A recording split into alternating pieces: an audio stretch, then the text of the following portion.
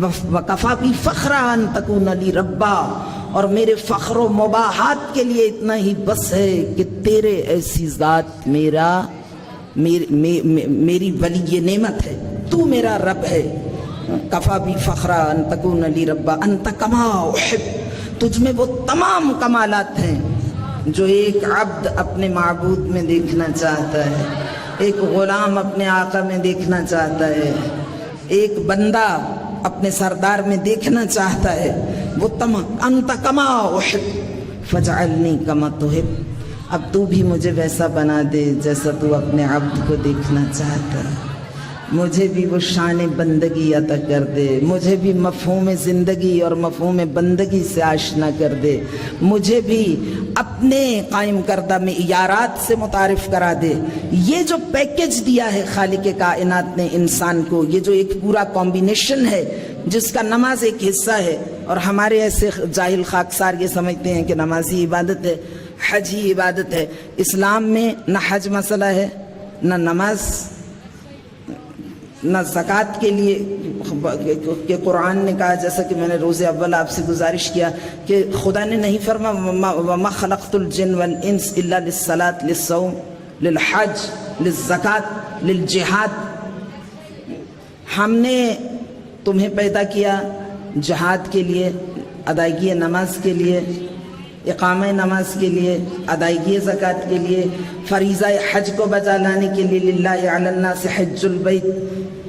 کہا وَمَا خَلَقْتُ الْجِنَّ وَالْإِنسَ إِلَّا لِيَعْبُدُونَ، مقصد بندگی ہے، حج نہیں، مقصد بندگی ہے، ادائیگی نماز نہیں، مقصد بندگی ہے، خیرات و زکوٰۃ نہیں، مقصد بندگی ہے وہ جہاد نہیں، اسلحے والا جہاد نہیں، مقصد بندگی ہے وہ جو ماہ مبارک رمضان میں تم صبح سے لے کے رات تک بھوک پیاس کی صعوبت کو برداشت کرتے ہو، وہ ہمارا مقصد نہیں، بلکہ ان تمام چیزوں کا مقصد ایک ہے، اور وہ کیا ہے؟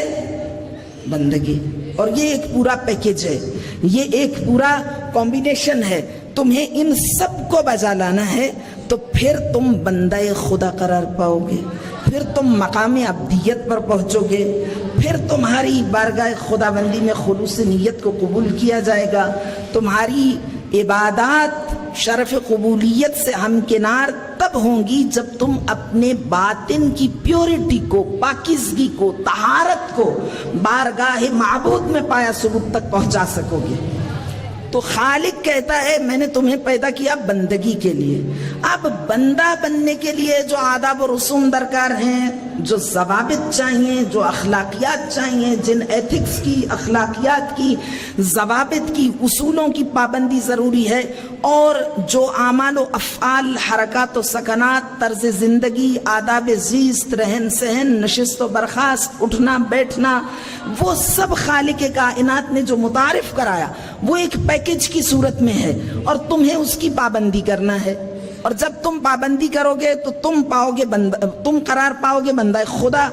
ان کی پابندی کے لیے انسان کو جس اسٹرینتھ کی، جس طاقت کی، جس قوت کی، جس سپورٹ کی ضرورت ہے اس کو کہتے ہیں توفیق۔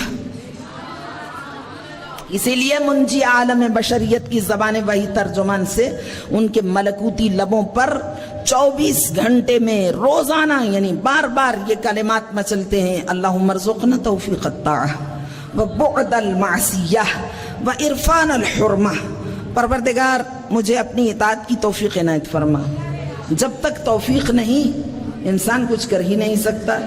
آپ کے پاس گاڑی ہے، ڈرائیور ہے، صحت اچھی ہے، مجلس میں پہنچنے کا ارادہ ہے، لیکن نہیں پہنچ پائیں، تو یہ کیا ہے؟ یہ کچھ غیبی سلسلے ہیں، تائید مولا درکار ہے جس کا نام ہے توفیق۔ تو اللہم ارزقنا توفیق الطاعہ، پروردگار بے شک میرے بدن میں کتنی طاقت ہے، جیسا کہ کل عرض کیا تھا کہ مشرک ہے فَلَا يَكُونُ عَامِلًا اقوى منک، تم سے زیادہ طاقتور ہے بدنی اعتبار سے، دولت کے اعتبار سے تم سے زیادہ رچ ہے، وسائل کے اعتبار سے تم سے زیادہ سکسسفل ہے، کامیاب ہے، لیکن وہ کام انجام نہیں دیتا۔ کیوں؟ لا یکون عاملا، کیوں؟ اس لیے کہ لم یعط التوفیق، اسے توفیق عطا نہیں کی گئی، اسے خدا کی جانب سے مدعو نہیں کیا گیا، تو توفیق درکار ہے۔ وبعد المعصیہ، اور گناہوں سے دوری، پروردگار تو مجھے گناہ کے ارتکاب سے، گناہ کو کمٹ کرنے سے تو مجھے بچا لے۔ بعد المعصیہ یعنی انسان خود بے شک اس کی ول پاور کتنی بھی اسٹرانگ ہو، اس کو خالق کائنات کی جانب سے ایک تائید و توفیق کی ضرورت ہے۔ وعرفان الحرمہ، یہ بڑا اہم، دعا کے تمام کلمات ہی بہت اہم ہیں۔ آقا نے فرمایا عرفان الحرمہ، حرمات کی معرفت عطا کر، حرمات، حرمت، عرفان الحرمہ، پروردگار حرام چیزوں سے مجھے بچا لے۔ جیسا کہ میں آپ سے عرض کر رہی تھی کہ مسجد الحرام، جعل اللہ الکعبۃ البیت الحرام، معصوم کا حرم، حریم الہی، تو یہ کیا ہے؟ حرمات، حرمت۔ جیسا کہ کسی نے مجھ سے بڑا ہی فنی سوال کیا، کہا کہ جب ہم کعبہ جاتے ہیں تو جو وہاں مسجد ہے اس کو کیا کہتے ہیں؟ میں کہا مسجد الحرام۔ نے کہا اتنی دنیا کی سب سے بڑی مسجد، تو اس کو حرام کیوں ہے وہ؟ تو حرام، حرام کا حرمت، حرام، حرم، حرمات، حریم، حرم، ان کا روٹ ورڈ ایک ہی ہے، مادہ ایک ہی ہے، یعنی جہاں پر جاتے ہوئے تمہیں تمہاری لیمٹس متعارف کرا دی جائیں، وہ مکان ہو یا وہ شخصیت ہو۔ فَخْلَعْنَ عَلَيْكَ إِنَّكَ بِالْوَادِ الْمُقَدَّسِ طُوًى، خبردار اے کلیم خدا موسیٰ، اپنی جوتیاں اتار دیجئے، نالین اتار دیجئے۔ إِنَّكَ بِالْوَادِ الْمُقَدَّسِ طُوًى، یہ طُوٰى کی مقدس وادی ہے، آپ نالین سمیت نہیں آ سکتے۔ تیری بارگاہ میں کون سی ایسی چیزیں ہیں جو میرے لیے حرام ہیں، اور کون سی ایسی چیزیں ہیں جن کو میں آسانی سے بجا لا سکتا ہوں بغیر اس کے کہ میرے ضمیر پر کوئی بوجھ ہو کہ خالق نے مجھے ان کو بجا لانے کی اجازت نہیں دی۔ مثلا ہمارے مکتب تشیع میں جو اہل بیت کے ساتھ محبت کی ایک کیفیت ہے، اور جن نے اہل بیت کو اذیت و آزار یا تکلیف پہنچائی، ان سے جو نفرت کی کیفیت ہے وہ کہیں کسی کی نگاہوں سے ڈھکی چھپی نہیں۔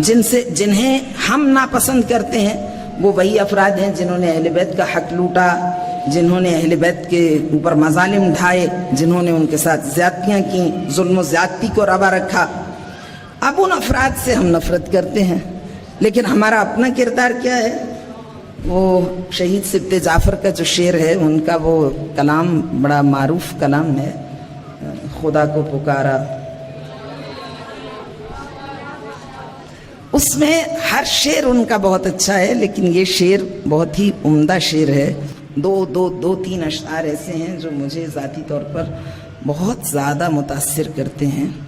ان میں سے ایک شعر ہے، خمس دینا مودت کی ایک شرط ہے، خمس دینا مودت کی ایک شرط ہے، اور نہ دینا بھی مثل فدق ہے گناہ، اور نہ دینا بھی مثل فدق ہے گناہ۔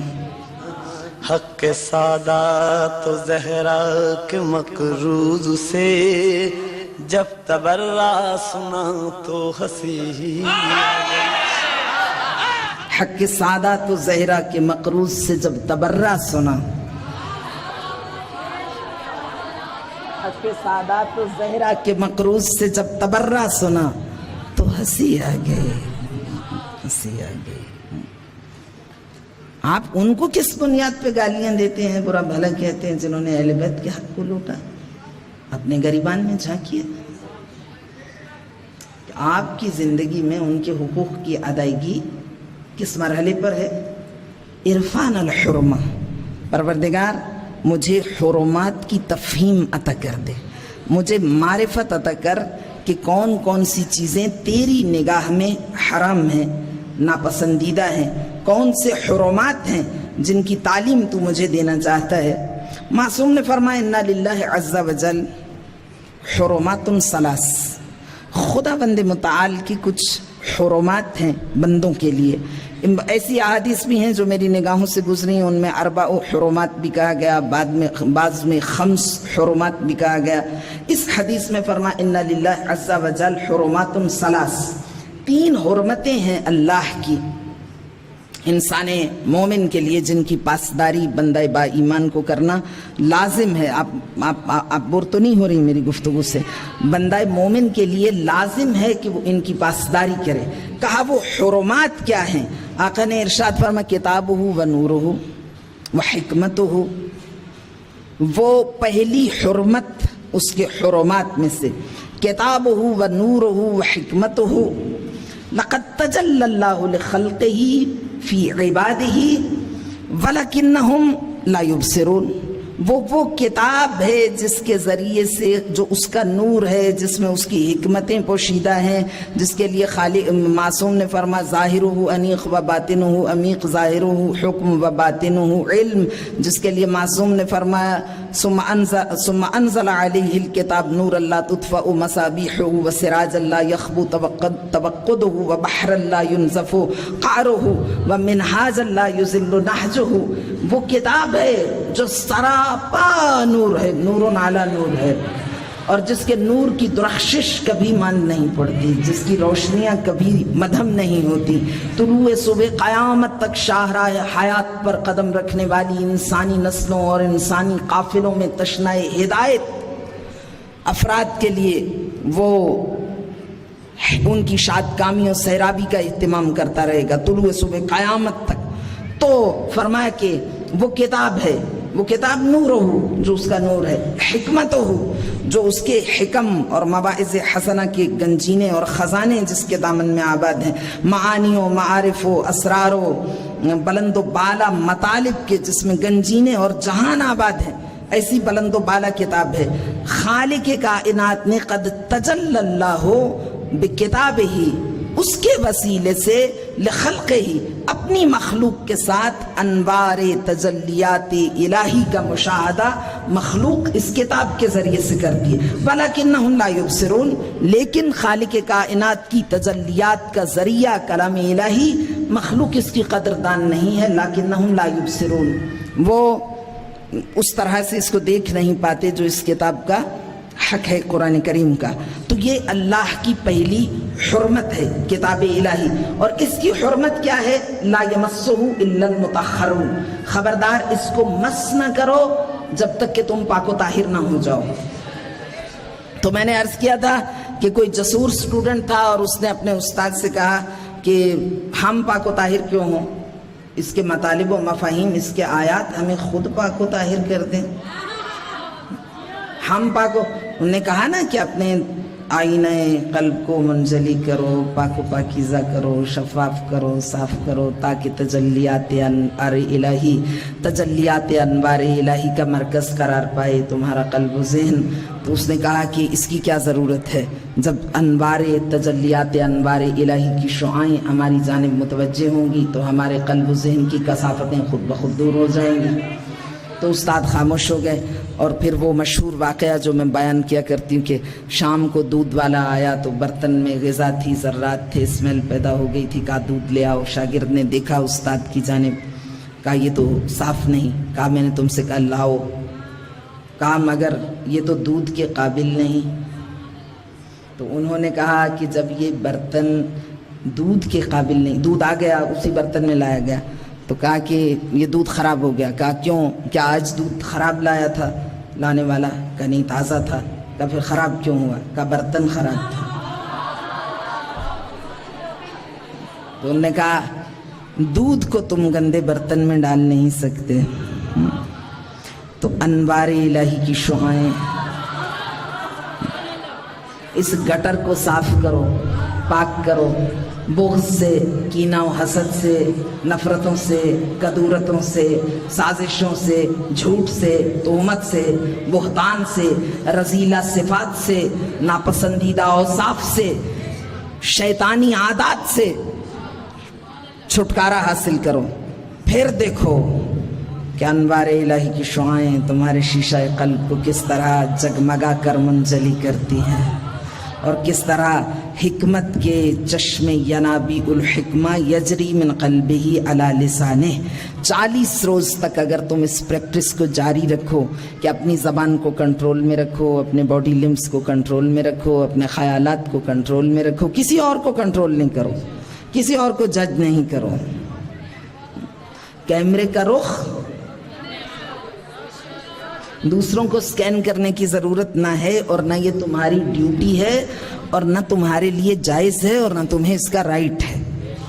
خالق نے سیلف اسیسمنٹ کا حکم دیا ہے، اپنی ذات کو سیلف اکاؤنٹیبلٹی کا حکم دیا ہے. اپنی ذات کو پرکھو، جانچو، نواقص کو دور کرو.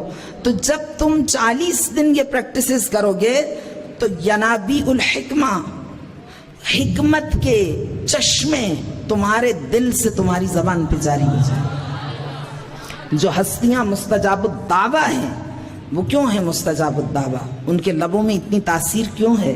وہی فاتحہ ہم آپ پڑھیں، وہی فاتحہ پڑھنے کا وہ ارادہ کر لیں.